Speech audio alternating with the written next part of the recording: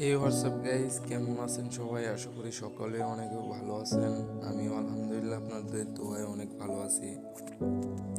আজকে আপনাদের দেখাবো আলমদিনা এক্সপ্রেস সিনাদো কোরিয়া কিভাবে পুডিংয়ের কাজ চলছে। পুডিং শেষ হলে রঙের কাজ চলবে।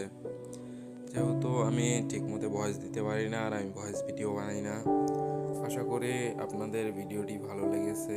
ভিডিওটি ভালো লাগলে আমাকে নিয়মিত সাপোর্ট করবেন এবং চ্যানেলটি সাবস্ক্রাইব করে রাখবেন। আমি আরও নতুন ভিডিও নিয়ে আপনাদের সামনে উপস্থিত হব।